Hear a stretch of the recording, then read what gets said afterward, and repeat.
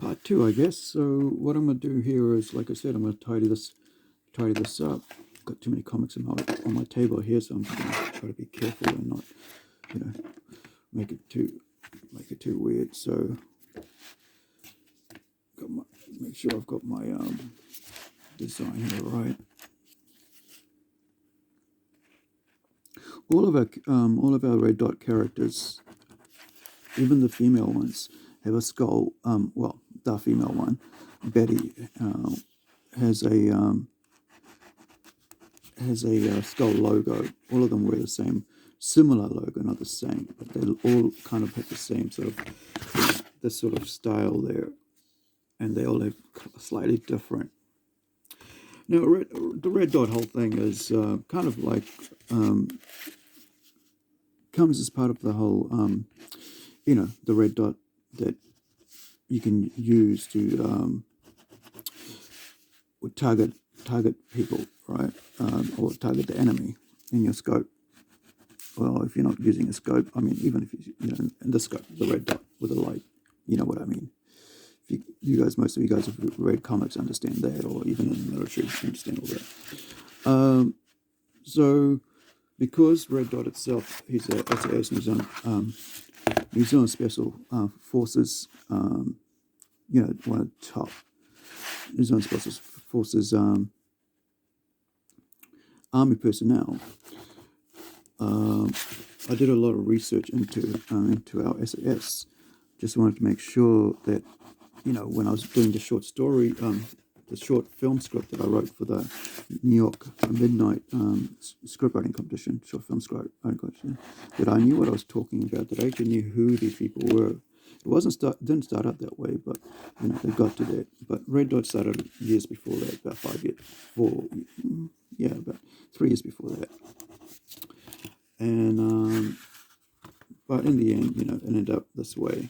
Red Dot himself, if you've seen our videos, if I've mentioned it, heard me mention it, that it's based off a actual murder that happened in our family, where two around young kids basically murdered one of my uncles, and here in New Zealand. And to deal with it, being a comic person, I wasn't, I had a comic shop, but I wasn't really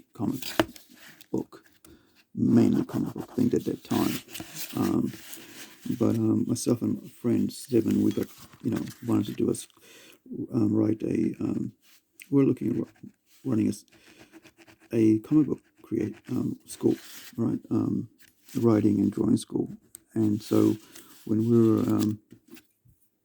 were setting out to that, I had the story, so I decided writing the story into a script.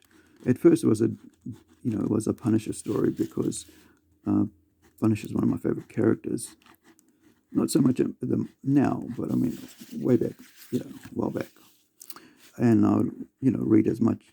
I think I've read possibly everything except for the last 3 years of Punisher that's ever been produced. Except, I think I might not have read the journals. I think, or the earlier incarnations, maybe past the 80s or something like that. But I've read all the Garth Ennis books and everybody else's that's written the modern Punisher, basically. I've read everything. I have a whole bunch of toys and collected the covers, variant covers and stuff like that. And so, for me, I wonder if we need to do it smaller now. I think that big's enough. But I'll make it higher here, because it seems a bit too low there.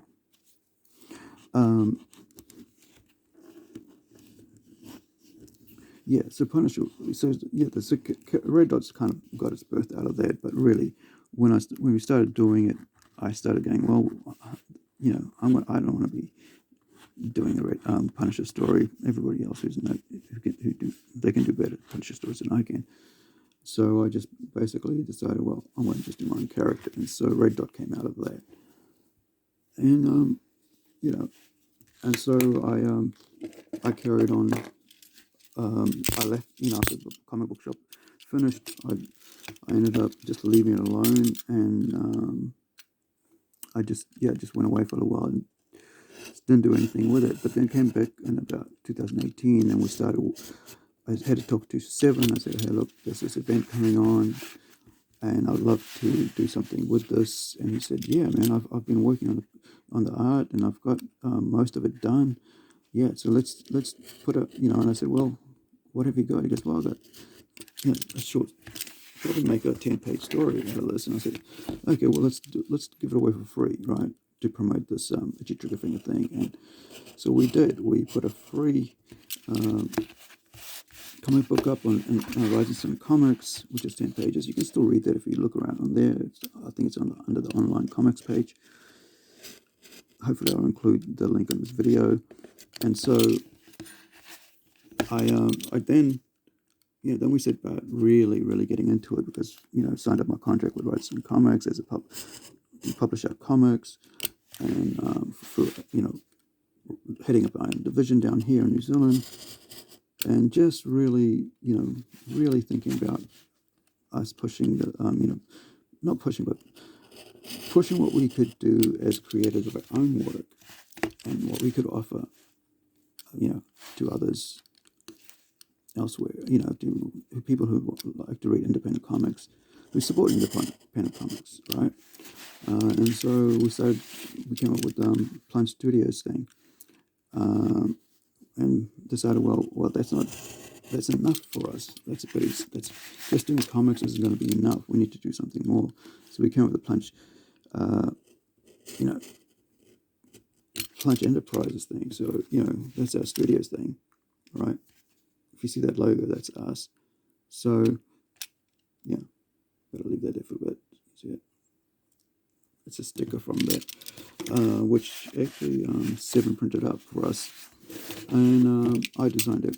I do all the designs for most of our publicity things, and advertising, promotional stuff. Trying to be careful while I'm talking not to rip my, cut my finger. Pretty dangerous stuff. So be careful if you're just trying on your own. Actually, if you're a child, hopefully you're not watching this, but you have supervision if you're young. But this is the simplest way of making a t-shirt without having a screen printer. You just cut out a design, and you just paint it on. But,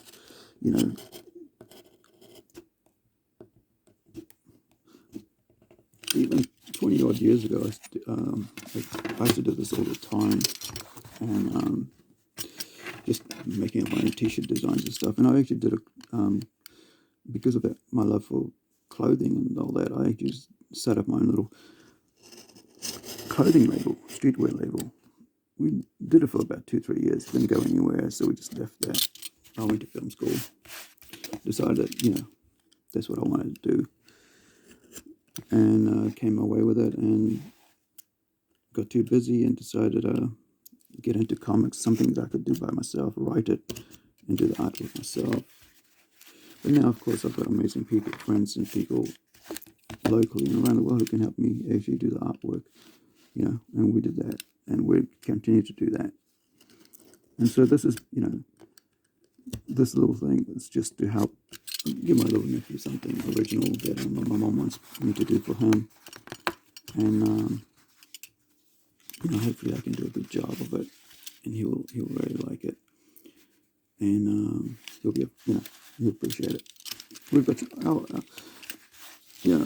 nephews are real, our nieces and nephews are very appreciative of what we do for them. They really, you get some kids that really don't or aren't brought up right, and they don't learn to appreciate things from a young age. So when they get older, they don't really appreciate it at all what you do for them. They don't understand the cost of things, the value of time. But I've got really nice nieces and nephews, who have just been really well raised to understand. There's a lot of effort goes into doing things because they do it themselves. They understand it, because I've got one little nephew who does his own artwork and stuff, writes his own story. My niece is to write her own story, so she knows about time and effort going into what you produce and coming up with ideas and stuff, and doing all that. So as you can see, it's not it's a very strong, I should say, emblem, because I wanted to keep, because the red dots one's very different to this one. Well, not different, but It's like, because it was the first one, it took me years to design it. I was playing around, even when we went to do the comic book itself, it was like by the time we'd actually done it all, I was still playing around with it until I decided, well, this is, So when you come to this area here, this sort of stuff becomes easy when you've done the first lot. So it doesn't seem that hard. But like when you initially design a logo design, you've got to like say, well, hopefully nobody else has done it, that way. And you just make sure that you've got all the paperwork or the design that you've done that to prove that yes, you spent all this time doing it. You don't just go and copy somebody else's style. Even though skulls are so hard. Such a simple design, and so there's obviously there's going to be a lot of people who already have done skulls over and over and over again, and they've already produced the designs on so many different things. So to suddenly come out and go, well, no, it's not the same design as mine. It's quite slightly different. Well, you have to prove that it is. So I've been, so it took a while, but the three different ones that we have for our three different characters, we've got two males and a female, and Red Dot Universe, which is part of Plungeverse, of course, but the Vigilante group, the Red Dot Universe, there's only three of them. So because I've marked that one up, as you can see, it's going to be hard to find out where I want that. I'm just going to go across here. Sorry that the video, it's too close. It's just I haven't got the tripod the right way set up, and I want to do this because I'm running out of time because I've got a couple of interviews to do today, and also I'm running out of time because my nephew's birthday is on Monday, and I've got two comic book pages to illustrate or finish off. I'm just glad I did all the lettering for it already. So that's Incredible I'm talking about there. There we go. And then, once Incredible is ready to go, it'll be outlined. It's a double page, but I've written it so for the web, I've put it together as a single pages. But there's a two-page spread. But once it's done for the comic book, it'll be done as a two-page, finished off as a two-page. So on to, cut out this little bit here. And probably try to figure out if I want it to just put that on there and stick the eyes on, right, around it, so on.